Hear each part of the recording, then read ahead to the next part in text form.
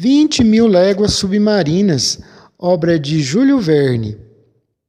Aguardemos as circunstâncias, mestre Ned Land, e veremos. Mas até lá, por favor, contenha sua impaciência.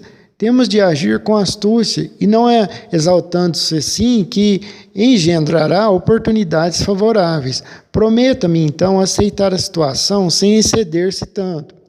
Tenha minha palavra, professor, aqueceu Ned Land, num tom um pouco tranquilizador. Nenhum termo violento sairá de minha boca, nenhum gesto brutal me trairá, a despeito de o serviço de mesa não cumprir-se com toda a regularidade desejável. Tenho sua palavra, Ned, respondi ao canadense. A conversa interrompeu-se e cada um ficou a refletir em seu canto. De minha parte, confesso que, apesar do otimismo do arpoador, não alimentava ilusões e não acreditava naquelas oportunidades favoráveis de que Ned Land falara. Para ser manobrada com aquela precisão, a embarcação submarina requeria uma tripulação numerosa e, consequentemente, em caso de luta, enfrentaríamos um forte oponente. Para isso, vale lembrar, era essencial estar em liberdade, e não estávamos. Não me ocorria sequer uma ideia para fugir daquela cela metálica tão hermeticamente fechada. Além disso, o que parecia, no mínimo provável, se o comandante daquele barco tinha um segredo a guardar, não nos permitiria agir livremente a bordo, mas iria livrar-se de nós mediante violência ou nos abandonar um dia em algum canto de terra.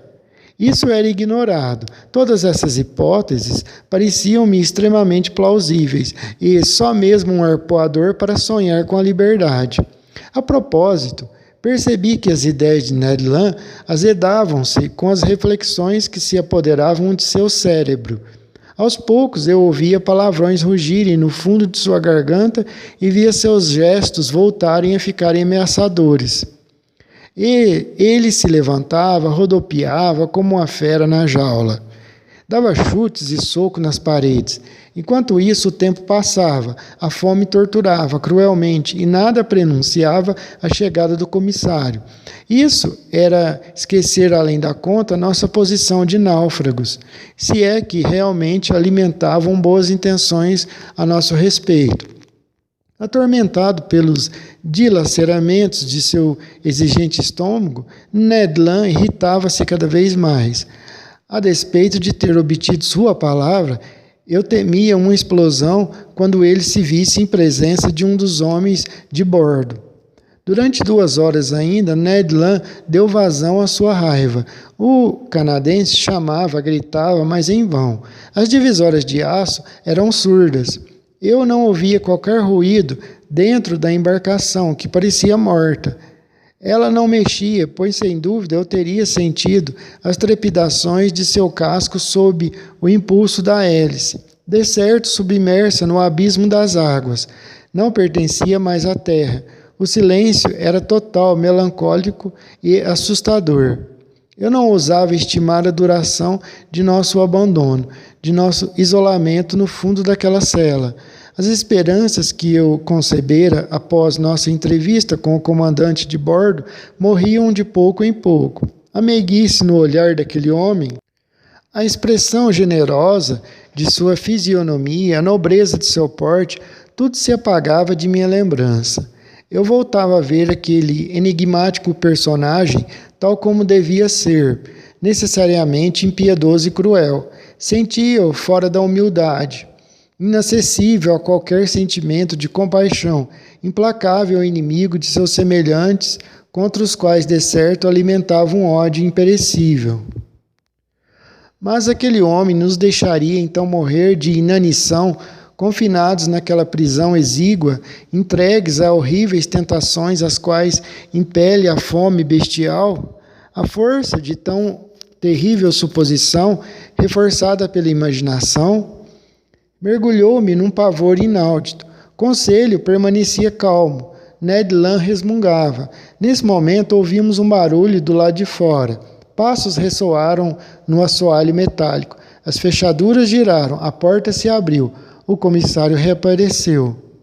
Antes que eu esboçasse um gesto para impedi-lo, o canadense atirou-se sobre ele, derrubou-o e deu-lhe uma gravata. O comissário sufocava sob as forças de sua mão. Conselho já procurava desvencilhar das mãos do arpoador sua vítima, quase enganada.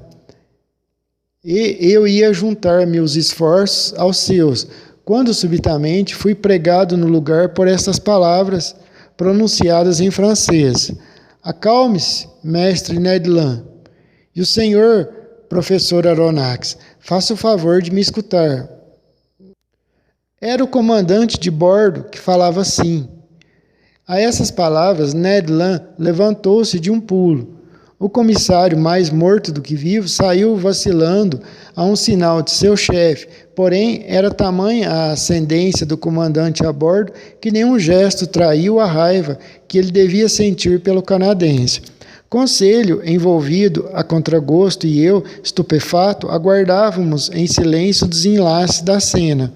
O comandante, recostado na quina da mesa, de braços cruzados, observava-nos com profunda atenção. Hesitava em falar, arrependia-se das palavras que acabava de pronunciar em francês, nada mais plausível. Após instantes de um silêncio que nenhum de nós se atreveu a quebrar, ele proferiu num tom de voz sereno e penetrante. Cavalheiros, falo indiferentemente francês, inglês, alemão e também latim. Poderia, portanto, ter respondido desde a nossa primeira conversa, mas desejava conhecê-los primeiro, refletir em seguida. Seu quadruplo relato, absolutamente similar no fundo, revelou-me a identidade de suas pessoas. Agora sei que o acaso pôs em minha presença o Sr. Pierre Aronnax, professor de História Natural do Museu de Paris, líder de uma missão científica no estrangeiro. Conselho, seu criado, e Ned Land, de origem canadense, arpoador a bordo da fragata Abraham Lincoln, da Marinha Nacional dos Estados Unidos da América. Bom, inclinei em sinal de assentimento. Não era uma pergunta que me fazia o comandante. Não havia resposta a dar. Aquele homem exprimia-se com inteira desenvoltura, sem nenhum sotaque. A frase era límpida, as palavras corretas, a facilidade de elocução notável. E não obstante, eu não sentia nele um compatriota. Prosseguiu nos seguintes termos. Julgou provavelmente, cavalheiro, que demorei a fazer-lhes esta segunda visita. Fato é que, reveladas suas identidades, quis pesar maduramente o partido a tomar com relação aos senhores. Hesitei muito, é verdade. As mais aborrecidas circunstâncias colocaram-nos diante de um homem que rompeu com a humanidade. Os cavalheiros vieram perturbar a minha existência, mas involuntariamente, objetei. Involuntariamente? Me perguntou o comandante. Ele reagiu alteando um pouco a voz. Então é involuntariamente que a Abraham Lincoln me caça por todos esses mares? Foi também involuntariamente que o senhor embarcou a bordo desta fragata? Foi involuntariamente que seus projéteis ricochetearam no casco do meu navio? Foi involuntariamente que mestre Ned Land me golpeou com seu arpão? Percebi uma irritação represada em suas palavras, mas para tais recriminações eu tinha uma resposta absolutamente natural a dar e foi a que dei. Cavalheiro, declarei, sem dúvida ignora as discussões que suscitou na América e na Europa e praticamente em todo o mundo. Desconhece que diversos acidentes provocados pelo impacto de seu aparelho submarino incendiaram a opinião pública nos dois continentes. Poupo-lhes as hipóteses sem fim pelas quais procurávamos explicar o inexplicável fenômeno de cujo segredo o senhor era o único detentor. Mas saiba que, perseguindo até os altos mares do Pacífico, a Abraham Lincoln julgava caçar algum poderoso monstro marinho do qual cumpria a todo preço libertar o oceano. Um meio sorriso distendeu os lábios do comandante, que num tom mais calmo respondeu: Ora, professor Aronnax, ousaria afirmar que sua fragata não teria perseguido e canhoneado uma embarcação submarina da mesma forma que é um monstro? A pergunta me confundiu, pois de certo o comandante Farragut não teria hesitado, julgando seu dever, destruir um aparelho daquele gênero, tanto quanto um monstro marinho. Compreenda, portanto, cavalheiro, continuou o desconhecido, que tenho todo o direito de tratá-los como inimigos. Não respondi nada, e por todos os motivos. Para que discutir uma asserção daquele tipo, quando a força pode destruir os melhores argumentos? Hesitei longamente, continuou o comandante. Nada me obrigava a dar-lhes hospitalidade. Devia me separar dos senhores? Não tinha nenhum interesse em revê-los. Bastava-me colocá-los de volta sobre a plataforma deste navio no qual se refugiaram, submergir e esquecer que os senhores haviam existido um dia. Não era meu direito? Talvez fosse o direito de um selvagem, respondi, não o de um homem civilizado. Professor Aronnax, replicou vivamente o comandante, não sou o que se chama de um homem civilizado.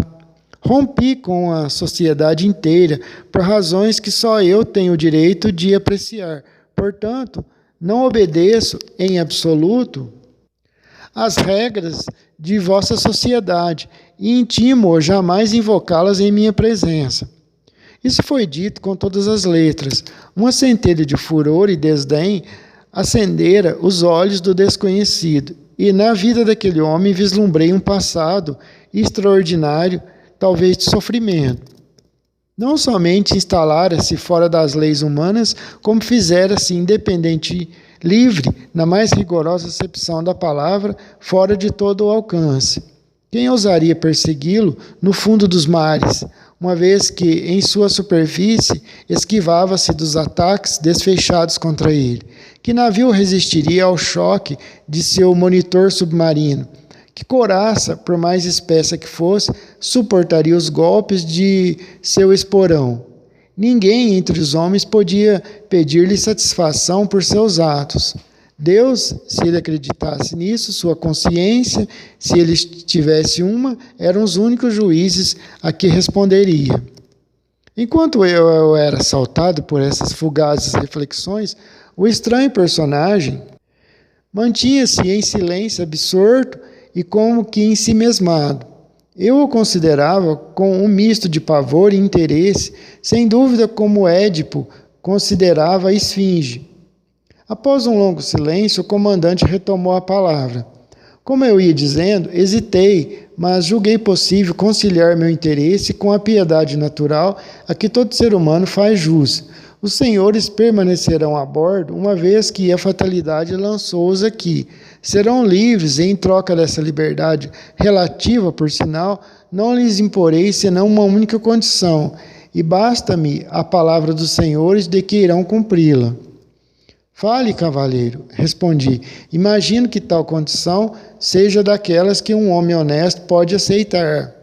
Sim, professor, e aqui está ela. É possível que alguns acontecimentos imprevistos me obriguem a confiná-los em suas cabines por algumas horas ou dias até, conforme o caso.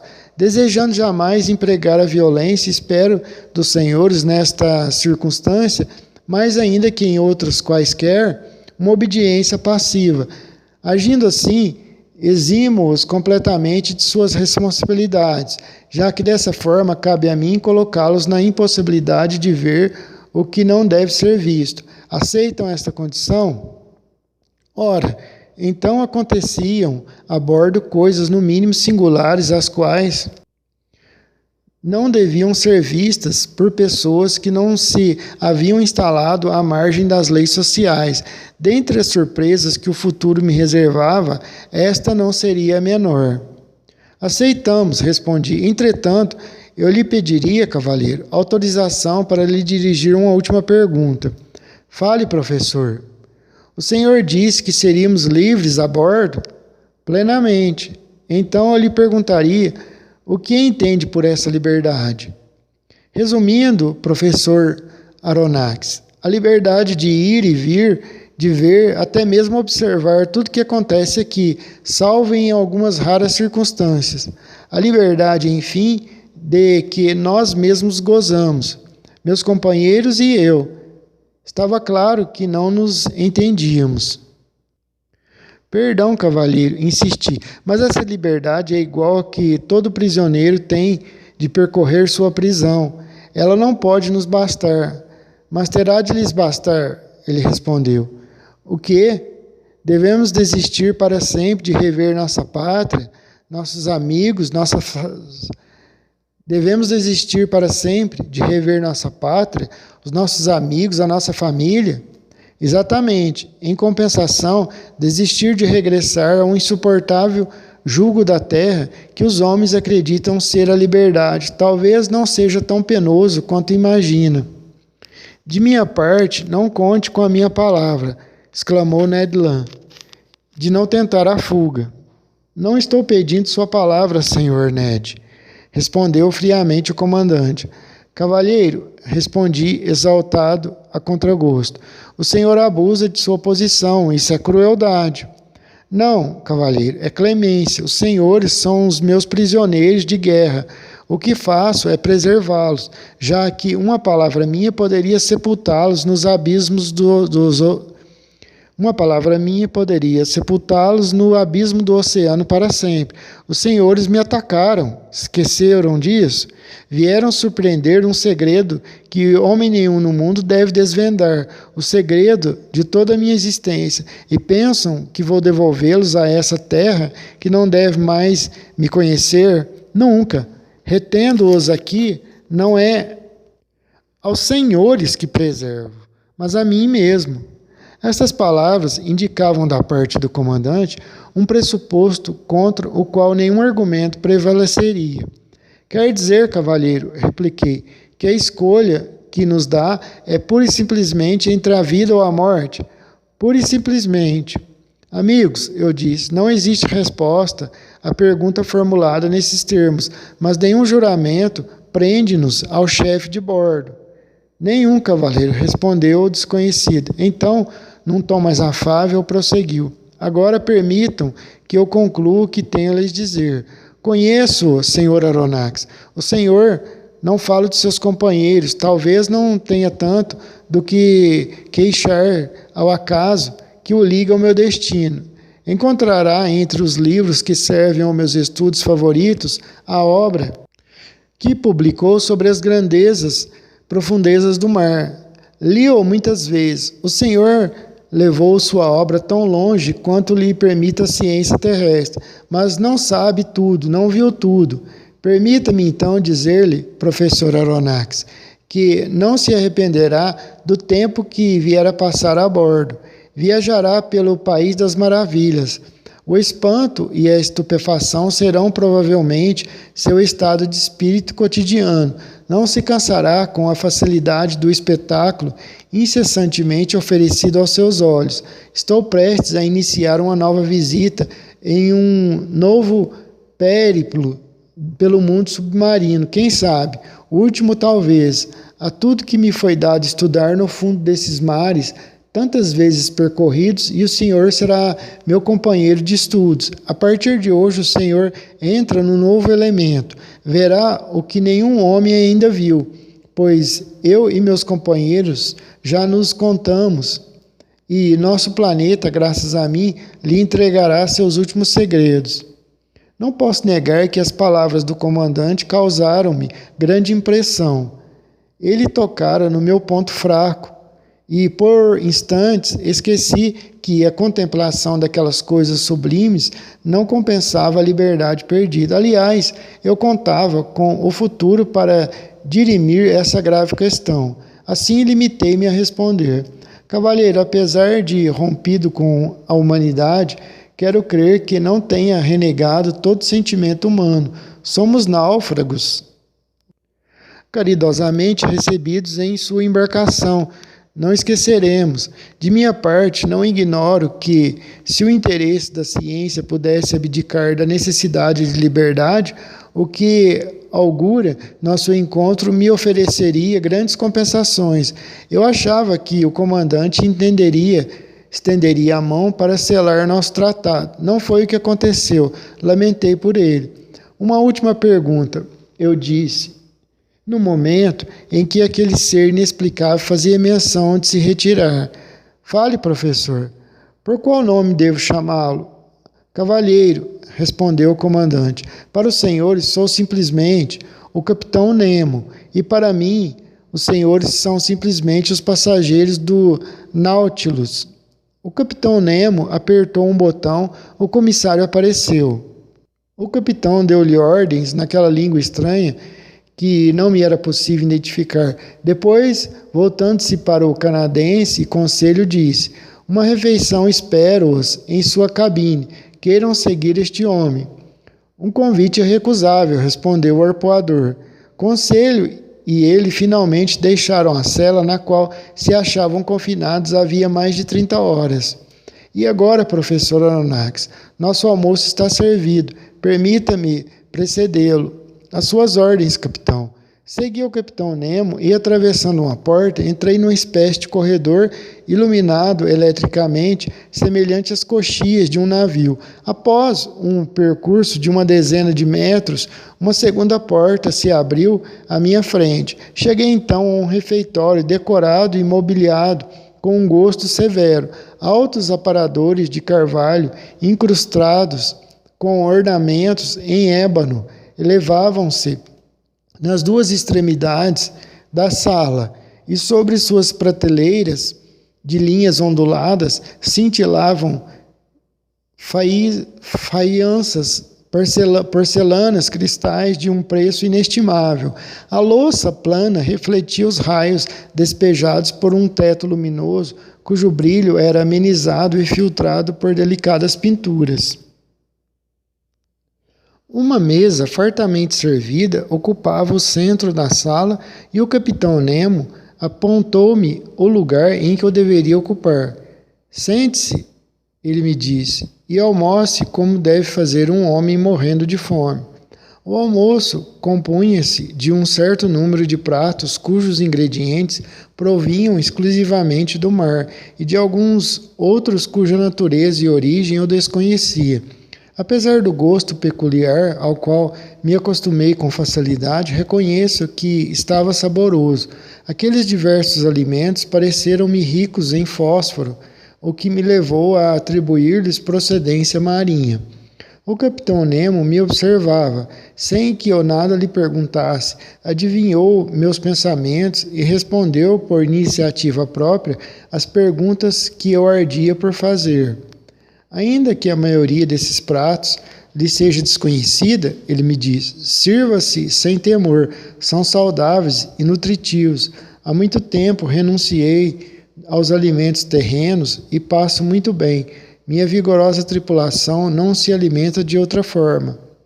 Então, eu disse, todos esses alimentos são produtos do mar? Sim, professor, o mar dá conta de todas as minhas necessidades. Ora jogo minhas redes de arrastão e as recolho abarrotadas, ora caço em meio a esse elemento que parece inacessível ao homem e persigo a caça resguardada em minhas florestas submarinas. Meu rebanho, como os do velho pastor de Netuno, pastam sem receio nas imensas pradarias do oceano, onde possuo uma vasta propriedade que eu mesmo exploro e que é sempre germinada pela mão do Criador de todas as coisas. Encarei o capitão Nemo com certo espanto e respondi: compreendo perfeitamente, senhor, que suas redes forneçam excelentes peixes à sua mesa. Compreendo menos o fato de perseguir sua caça aquática em florestas submarinas. O que definitivamente não compreendo é o fato de incluir em seu cardápio uma parcela de carne, ainda que ínfame. Da mesma forma, professor, respondeu-me o capitão Nemo, nunca faço uso da carne dos animais terrestres. Isto é, o que é? inquiri apontando uma travessa na qual ainda restavam alguns pedaços de carne. O que julga ser carne de algum animal terrestre, professor, não passa de filé de tartaruga marinha. Eis, igualmente, fígados de delfim que o senhor tomaria por um guisado de porco. Meu cozinheiro é um excelente profissional, inigualável na arte de conservar esses variados produtos do oceano. Prove esses pratos. Eis uma compota de holotúrias que um malaio declararia sem rival no mundo. Eis um creme cujo leite foi fornecido pela mama dos cetáceos e o açúcar pelos grandes fucos do Mar do Norte. Depois, permita-me oferecer-lhe doces de anêmona, que nada ficam a dever às frutas mais saborosas. E eu degustava, na verdade, curioso, como um gourmet, enquanto o Capitão Nemo me encantava com suas histórias inverossímeis.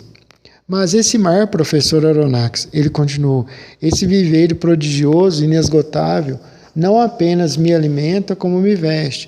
Os panos que cobrem são tecidos com o biço de certas conchas, tingidos na púrpura dos antigos e matizados com tons roxos que extraio das aplísias do Mediterrâneo. Os perfumes que encontrará no toalete de sua gabine resultam da destilação de plantas marinhas. Seu colchão é feito com a mais macia zosteira do oceano. Sua caneta será uma barbela de baleia, sua tinta o nanquim secretado pela lula ou o calamar. Tudo agora me vem do mar. Como um dia, tudo voltará para ele. Dando um pitaco aqui, o Júlio Verne era muito inteligente. Essas coisas tudo, ele que estudou, ele sabe que do mar pode... O homem pode ter todos esses produtos, né? Essas coisas vindo do mar. Ele é muito inteligente, o Júlio Verne. O senhor ama o mar, capitão. Sim, amo. O mar é tudo. Cobre 7/10 do globo terrestre. Seu bafejo é puro e saudável. É um imenso deserto onde o homem nunca está só, pois sente a vida esfervescer ao seu lado. O mar não apenas é o veículo de uma sobrenatural e prodigiosa existência, não apenas é movimento, é amor, é o infinito vivo, como disse um de seus poetas. E, com efeito, professor, nele a natureza manifesta-se mediante seus 3 reinos, mineral, vegetal e animal.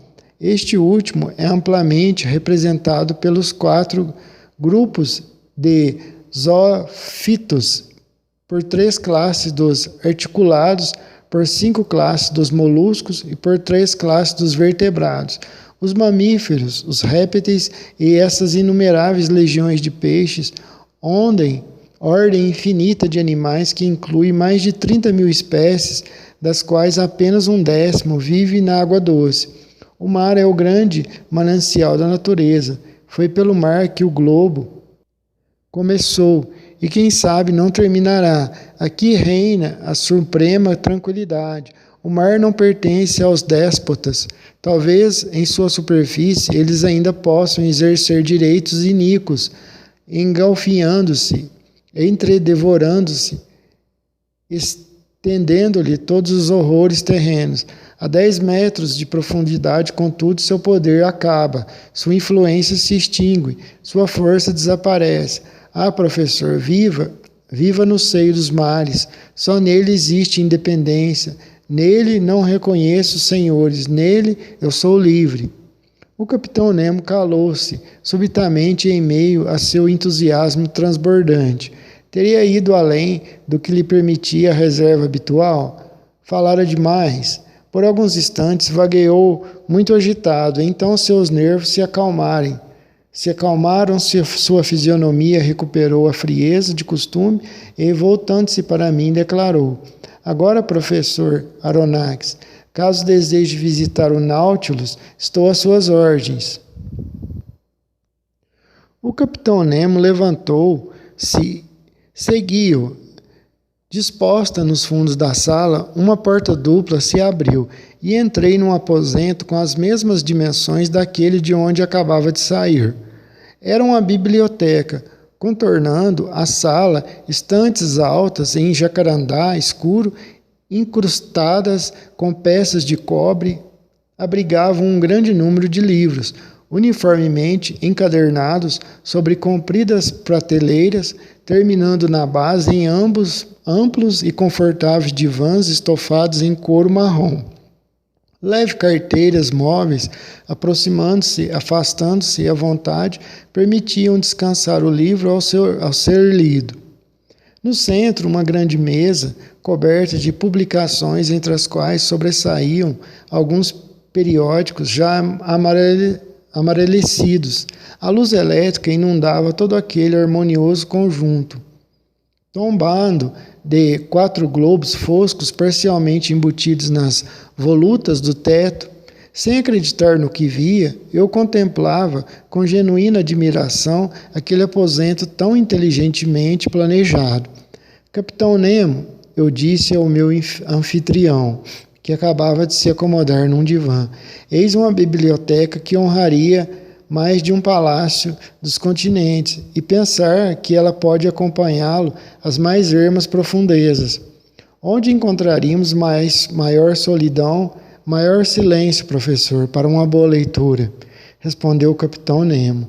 Seu gabinete do museu oferece-lhe tranquilidade absoluta, sim? Não, capitão, e devo acrescentar que é bem modesto comparado ao seu. O senhor tem aqui 6 ou 7 mil volumes. 12.000, professor Aronnax. São os únicos laços que me prendem à terra. Mas o mundo terminou para mim no dia em que o meu Nautilus emergiu pela primeira vez. Nesse dia, comprei meus últimos volumes, meus últimos jornais, meus últimos periódicos. Desde então, quero crer que a humanidade parou de pensar e escrever. Aliás, professor, esses livros encontram-se à sua disposição, podendo utilizá-los como julgar conveniente. Agradeci ao capitão Nemo e me aproximei das prateleiras das estantes. Livros de ciência, moral e literatura, escritos em todas as línguas, abundavam ali, mas não vi uma única obra de economia política, matéria que parecia severamente proscrita a bordo. Detalhe curioso, os livros enfileiravam-se de maneira aleatória, independentemente da língua em que estivessem escritos, e essa mistura provava que o capitão Nautilus devia ler assiduamente os volumes que sua mão pegava ao acaso. Entre esses livros via as obras-primas dos mestres antigos e modernos, isto é, tudo que a humanidade produziu de mais sublime em história, poesia, romances e ciências. De Homero a Victor Hugo, de Xenofonte a Michelet, de Rabelais a Senhorita Sand. Mas a ciência, sem sombra de dúvida, era o foco principal da biblioteca. Com a ciência, sem sombra de dúvida, era o foco principal da biblioteca, com os livros de mecânica balística, hidrografia, meteorologia, geografia, geologia, etc., ocupando nela um espaço não menos relevante que os livros de história natural, e compreendi que formavam o centro dos estudos do capitão. Vi ali todo o Humboldt, todo o Arago, os trabalhos de Foucault, Henri Saint-Clair, Deville, Chasles, Milne Edwards, Quatrefages, Tyndall, Faraday, Berthelot, o padre Seste, Petermann, o comandante Maury, Agassiz, etc. Minha pronúncia, como fica claro, é horrível. As atas da Academia de Ciências, os boletins das diversas sociedades de geografia, etc. E num lugar privilegiado, os 2 tomos que talvez me houvessem valido aquela acolhida relativamente caridosa do capitão Nemo. Entre as obras de José Beltrán, seu livro intitulado Os Fundadores da Astronomia forneceu-me inclusive uma data precisa, sabendo que fora publicado durante o ano de 1865, pude concluir que a fabricação do Nautilus não remontavam à época posterior. Por conseguinte, faz 3 anos, no máximo, que o Capitão Nemo começara sua existência submarina. Cogitei haver obras ainda mais recentes que me permitissem situar exatamente a época, mas eu teria tempo para fazer essa pesquisa e não quis adiar nosso passeio pelas maravilhas do Nautilus. Cavalheiro, eu disse ao capitão, agradeço por ter colocado sua biblioteca à minha disposição. Nela há tesouros da ciência dos quais certamente tirarei proveito. Esta sala não é apenas uma biblioteca, senhor Aronnax, corrigiu o capitão Nemo. É também um fumoir. Um fumoir? Exclamei. Fuma-se então a bordo? Sem dúvida. Sou então forçado a crer que não rompeu relações com a Havana. Nada disso, respondeu o capitão. Aceite este charuto, senhor Aronnax. Acendi o charuto. Mas isso não é tabaco, comandante. Claro que não. Esse fumo não vem de Havana ou de qualquer parte do mundo. É uma espécie de alga do mar. Me fornece, não sem alguma parcimônia. Nesse momento, o capitão Nemo abriu uma porta frontal, aquela pela qual eu entrara na biblioteca e passei a um salão imenso, esplendidamente iluminado. Era um vasto quadrilátero, facetado, com 10 metros de comprimento, 6 de largura, 5 de altura. Um teto luminoso, decorado com sutis arabescos, distribuía um dia claro e suave por sobre todas as maravilhas acumuladas naquele museu, pois era realmente um museu no qual uma mão inteligente e pródiga reunira todos os tesouros da natureza e da arte, com aquela desordem artística que distingue um ateliê de pintor. Cerca de 30 quadros de mestres com molduras padronizadas, separados por reluzentes armaduras, decoravam divisórias cobertas por respoteiros de um desenho severo. Recapitulando, reposteiros. Vi ali telas valiosíssimas, as quais, em grande parte, admirara em coleções particulares da Europa e exposições de pintura.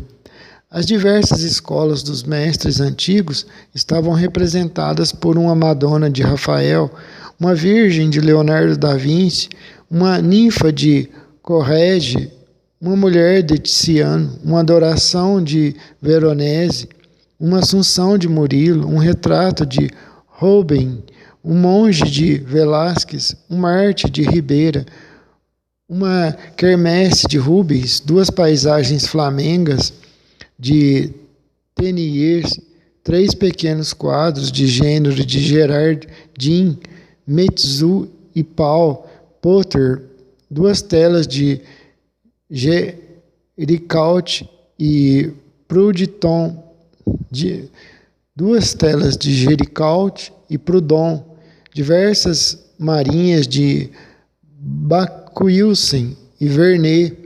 Entre as obras da pintura moderna, havia quadros assinalados por Delacroix, Ingres, Decamps, Troyon, Meissonier, Daubigny e etc. E alguns admiráveis miniaturas de estátuas de mármore ou bronze, cópias dos mais belos modelos da antiguidade, erigiam-se sobre pedestais nos recantos do magnífico museu. O assombro que me vaticinara o comandante do Nautilus já começava a me contagiar. Professor, disse então aquele homem estranho, peço desculpas pela displicência com que eu recebo e pela desordem que reina neste salão. Cavalheiro, respondi, sem procurar saber quem é o senhor, ser-me-á permitido reconhecê-lo um artista. No máximo um diletante, cavalheiro. Em outros tempos eu gostava de colecionar as belas obras criadas pela mão do homem. Era um explorador ávido, um antiquário insaciável. E pude reunir objetos inestimáveis. São minhas últimas lembranças dessa terra que morreu para mim. Aos meus olhos, seus artistas modernos passaram a ser antigos. Eles têm 2 ou 3 mil anos de existência e os confundo em minha mente. Os mestres não têm idade. E esses músicos? Eu disse apontando para partituras de Weber, Rossini, Mozart, Beethoven, Haydn, Meyerbeer, Herold, Wagner, Auber, Gounod e muitos outros, espalhadas sobre um órgão de grande porte que ocupava uma das abas do salão. Esses músicos, respondeu-me o capitão Nemo, são contemporâneos de Orfeu, pois as diferenças cronológicas apagam-se na memória dos mortos. E estou morto, professor, tão morto quanto seus amigos que descansam 6 pés abaixo da terra. O capitão Nemo calou-se e pareceu perdido num devaneio profundo. Fitei-o com intensa emoção, analisando em silêncio as singularidades de sua fisionomia. Com o cotovelo apoiado na quina de uma preciosa mesa de mosaico, ele não me via, mas esquecia-se de minha presença. Respeitei aquele recolhimento e continuei a passar em revista as curiosidades que decoravam o salão. Junto às obras de arte, as raridades naturais ocupavam um lugar de destaque. Consistiam principalmente em plantas, conchas e outros espécimes do oceano, que deviam ser achados pessoais do capitão Nemo. No meio do salão, a água de um chafariz eletricamente iluminado caía num tanque esculpido a partir de única tridacna. Essa concha, fornecida pelo maior dos moluscos acéfalos, media em seus contornos delicadamente festonados uma circunferência de aproximadamente 6 metros, ultrapassando, portanto, em tamanho os mais belos tridacnídeos com que a República de Veneza presenteou Francisco I, e dos quais a igreja Saint-Sulpice, em Paris, fez 2 gigantescas pias de água benta. Ao redor do tanque, sob elegantes vitrines fixadas por trilhos de cobre, estavam classificados e etiquetados os mais preciosos espécimes marinhos jamais expostos ao olhar de um naturalista. Concebe-se minha alegria de professor. O ramo dos zoófitos oferecia curiosíssimos espécimes de seus 2 grupos de pólipos e equidórnemos. No primeiro, tubiporídeos, górgonas dispostas em leque, esponjas macias da Síria e cidídeos das Molucas, penátulas, uma admirável alga virgulária dos mares da Noruega, umbelíferas variadas, alcionários, toda uma série de madrepérolas que meu professor Milk Edwards classificou com tanta perspicácia em seções e entre as quais notei adoráveis flabelliformes, oculiformes da ilha Bourbon, o carro de Netuno das Antilhas, soberbas variedades de corais, enfim, todas as espécies desses curiosos polipeiros, cujo amálgama forma ilhas inteiras que um dia virão a ser continentes. No equinodermos notáveis, por seu invólucro espinhento, as astérias de estrelas do mar, os pentácrinos, as comátulas, os asterófonos, os ouriços, as holotúrias, etc., representavam a coleção completa dos indivíduos desse grupo. Um conquilílogo Um pouco nervoso, certamente teriam acesso diante de outras vitrines mais diversificadas, onde estavam classificados os espécimes do ramo dos moluscos. Dessa coleção de valor inestimável e que não teria tempo de descrever integralmente, cito de memória os seguintes espécimes: a elegante ostra real do Oceano Índico, cujas manchas brancas e regulares contrastam vivamente com seu fundo vermelho e marrom, um espôndilo imperial em tons vistosos e com espinhos ariçados, espécime rara dos museus europeus e cujo valor estimei em 20.000 francos, um espôndilo comum dos mares da Nova Holanda, de difícil aquisição, exóticos berbigões do Senegal, frágeis conchas brancas bilváveis, que um sopro teria estourado como bolha de sabão, diversas variedades de regadores de Java, espécie de tubos calcários bordados por reentrâncias serrilhadas e bastante disputados pelos colecionadores, uma série inteira de troquídeos, alguns amarelo esverdeados, pescados nos mares da América, outros no marrom ruivo, amigos das águas da Nova Holanda, estes oriundos do Golfo do México e notáveis por sua concha imbricada, aquelas das estelárias encontradas nos mares austrais e, por fim, o mais raro de todos, o magnífico esporão da Nova Zelândia. Depois, admiráveis conquilhas sulfuradas, preciosas espécies de citérias e Vênus, a concha trançada das costas de Tranquebar, um bulbo marmorizado em madrepérola reluzente, os periquitos verdes dos mares da China, um conus quase desconhecido do gênero Coenoduli, todas as variedades de porcelanas que servem de moeda da Índia e na África, a glória do mar, a mais preciosa concha das Índias Orientais, e ainda litórinas, delfínulas, turrítelas, jantinas, óvulos, volutas, olivas, mitras, capacetes, púrpuras, bulcinos, harpas, rochedos, tritões, ceritas, fusos, estrombos, pteróceros, patelas, hialas, cleodoros, conchas delicadas e frágeis que a ciência batizou com nomes mais sedutores. Em separado e em compartimentos especiais desfilavam rosários de pérolas deslumbrantes que a luz elétrica espetava com pontas de fogo.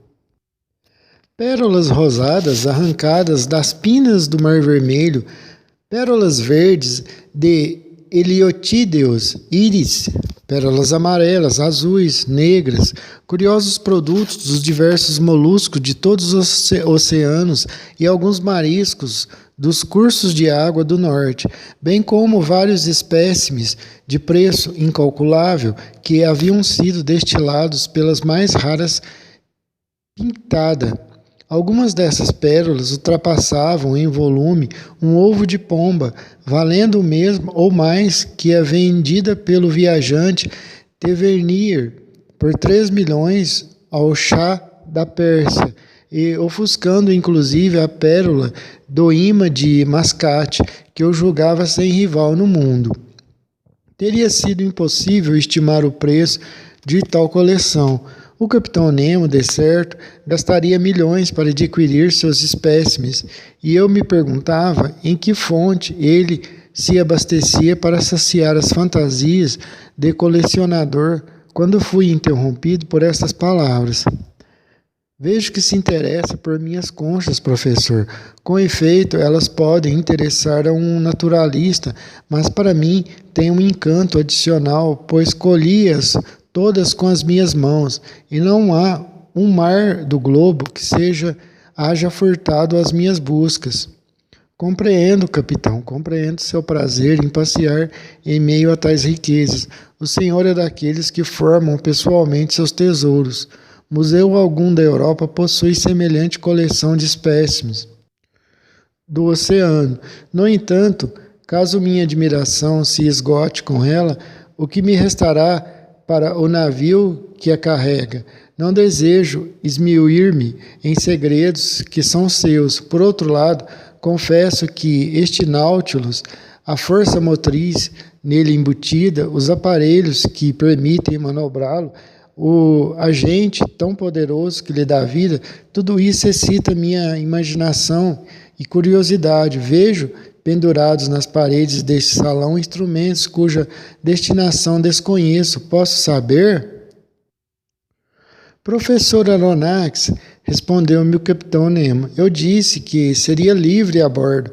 Por conseguinte, terá acesso a todas as partes do Nautilus, estando autorizado a visitá-lo detidamente, e seria um prazer ciceroneá-lo. Não sei como agradecer, capitão, mas não abusarei de sua boa vontade. Apenas lhe indagaria para que servem esses instrumentos de física. Professor, há exemplares desses instrumentos em meu quarto, e é lá que terei prazer de lhe explicar seu uso. Mas antes, venha visitar a cabine que lhe reservamos. Está na hora de saber como ficará instalado a bordo do Nautilus. Segui o capitão Nemo, que, por uma das portas abertas, em cada lanço facetado do salão, fez-me entrar nas coxias do navio. Fui conduzido até a popa e lá encontrei não uma cabine, mas um quarto elegante, com cama, toucador e muitos outros móveis. A mim cabia apenas agradecer ao meu anfitrião. Nossos quartos são contíguos, ele me disse, abrindo uma porta, e o meu dá para o salão que acabamos de deixar. Entrei no quarto do capitão. Tinha um aspecto austero, quase monástico. Uma caminha de ferro, uma mesa de trabalho, alguns móveis de toilette. O conjunto, iluminado à meia luz, nada que lembrasse conforto, apenas o estritamente necessário. Queira sentar-se, professor, disse o capitão Nemo, apontando uma cadeira. Sentei-me e ele tomou a palavra nos termos que se seguem. Professor, eis os aparelhos que fazem o Nautilus navegar, disse o capitão Nemo, apresentando-me os instrumentos pendurados nas paredes do quarto. Aqui, como no salão, tenho-os sempre diante dos olhos, e eles me indicam minha situação e curso exatos no meio do oceano. Alguns o senhor conhece, como o termômetro que fornece a temperatura interna do Nautilus, o barômetro que mede a pressão do ar e faz a previsão do tempo, o higrômetro que marca o grau de secura da atmosfera, o Storm Glass, cuja mistura, ao se decompor, anuncia a chegada das tempestades, a bússola que orienta minha rota, o sextante que, pela altura do Sol, me informa a latitude, os cronômetros que me permitem calcular minha longitude, e por fim binóculos diurnos e noturnos que utilizo para estudar todos os pontos do horizonte quando o Nautilus sobe à superfície das águas. Estes são os instrumentos de praxe do navegador, respondi, e conheço seu uso, mas aqui estão outros que, por certo, correspondem às exigências específicas do Nautilus. Aquele quadrante à minha frente, percorrido por um ponteiro móvel, não seria um manômetro? É um manômetro, de fato. Além de indicar a pressão externa, quando em comunicação com a água, aponta a profundidade em que meu aparelho se encontra. E esse novo tipo de sondas? São sondas termométricas, professor, que registram a temperatura dos diversos níveis de profundidade. E esses instrumentos, cujo uso não consigo imaginar? Bom, neste ponto, professor, sou obrigado a dar-lhe certas explicações, disse o capitão. Peço-lhe que me escute. Manteve-se em silêncio por alguns instantes para então prosseguir. É um agente poderoso, obediente, rápido, fácil, que se adapta a todos os usos e reina soberano a bordo. Tudo é feito por ele. Ele me ilumina, me aquece, é a alma dos meus aparelhos mecânicos. Esse agente é a eletricidade. A eletricidade, exclamei boquiaberto. Sim, senhor. Mas, capitão, o senhor se locomove a uma velocidade inédita. o que não condiz com o poder da eletricidade. Até o momento, a força dinâmica que ela possui permanece limitadíssima, gerando apenas uma energia desprezível. Professor, explicou o capitão Nemo, minha eletricidade não é a de todo mundo, isto é, tudo o que me permitirá dizer-lhe sobre o assunto. Não insisto, capitão, e satisfaço-me com o meu estupor diante dos resultados. Uma única pergunta, entretanto, a qual não deve responder se for indiscreta, se não quiser. Os elementos que emprega para produzir esse maravilhoso agente devem desgastar-se rapidamente. O zinco, por exemplo, como o substitui, uma vez que não mantém nenhuma comunicação com terra firme. Sua curiosidade será saciada, professor, respondeu. Em primeiro lugar, fique sabendo que no fundo dos mares há jazidas de zinco, ferro, prata, ouro, cuja exploração seria perfeitamente exequível, mas não empreguei nenhum desses metais terrestres, quis pedir exclusivamente ao próprio mar os meios de produzir a minha eletricidade. Ao mar, capitão? Sim, professor. Não me faltavam recursos para isso. Por exemplo, instalando um circuito entre diversos fios mergulhados em diferentes profundidades, eu poderia obter eletricidade pela variação de temperaturas que afetasse cada circuito. Mas preferi recorrer a um sistema mais rápido e prático. E qual foi? O senhor conhece a composição da água do mar?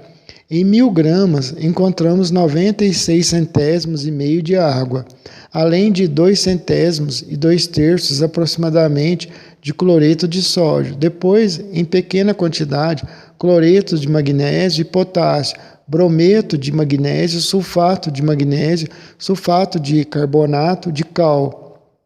Como vê, o cloreto de sódio representa uma proporção considerável dessa água. Ora, é esse sódio que extraio da água do mar e com o qual componho meus elementos. Sódio? Sim, professor Aronnax. Misturado com o mercúrio, ele forma uma amálgama que substitui o zinco nos elementos. Bunsen, o mercúrio jamais se desgasta, apenas o sódio se dilui, e este o próprio mar me fornece. Acrescento que as pilhas de sódio devem ser consideradas mais potentes e que sua força eletromotriz é o dobro da força das pilhas de zinco. Compreendo perfeitamente, capitão, a excelência do sódio nas condições de que o senhor desfruta. O mar contém, admito, mesmo assim ainda se faz necessário fabricá-lo, extraí-lo em suma. E como faz? Suas pilhas poderiam, evidentemente, ser empregadas nessa extração, mas ou muito me engano, ou consumo de sódio requerido pelos aparelhos elétricos superaria a quantidade extraída. Daí resultaria que para produzi-lo o senhor o consumiria mais do que produziria. Daí, professor, eu não extraí-lo por meio da pilha, empregando pura e simplesmente o calor do carvão mineral. Mineral? Insisti. Marinho, caso prefira, respondeu o capitão Nemo. E consegue explorar jazidas submarinas de hulha? Ora, professor Aronnax, o senhor me verá em ação. Peço-lhe apenas um pouco de paciência. O senhor me verá em ação logo, logo, uma vez que dispõe de tempo para ser paciente. Lembre-se apenas de que devo tudo ao oceano. Ele produz a eletricidade, e a eletricidade fornece ao Nautilus calor, luz e movimento, resumindo a vida. Mas não o ar que respira, falei. Eu poderia fabricar o ar necessário ao meu consumo, mas seria inútil, uma vez que subo à superfície quando bem me apraz. Ainda assim, embora não me forneça ar respirável, a eletricidade impulsiona válvulas poderosas, estocando-o em reservatórios especiais, o que me permite prolongar, em caso de necessidade e pelo tempo que me aprouver, minha permanência nas grandes profundezas. Capitão, respondi, contento-me em admirar. O Senhor evidentemente descobriu o que os homens sem dúvida descobrirão um dia, a verdadeira força dinâmica da eletricidade. Não sei se a descobrirão, respondeu friamente o capitão Nemo.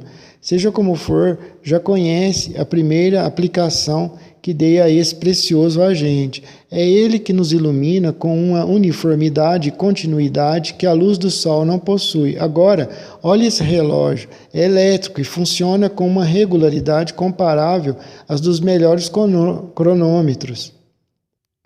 Dividi-lo em 24 horas, como os relógios italianos, pois para mim não existe noite nem dia, nem sol nem lua, mas apenas essa luz artificial que arrasto até as profundezas marinhas. Veja, neste momento são 10 horas da manhã.